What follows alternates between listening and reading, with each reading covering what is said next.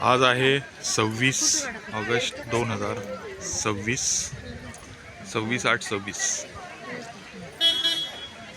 हे मी एलोरामध्ये म्हणजे वेरूळमध्ये 16 नंबरची लेणी जी आहे कैलास मंदिर याच्या समोर उभा आहे.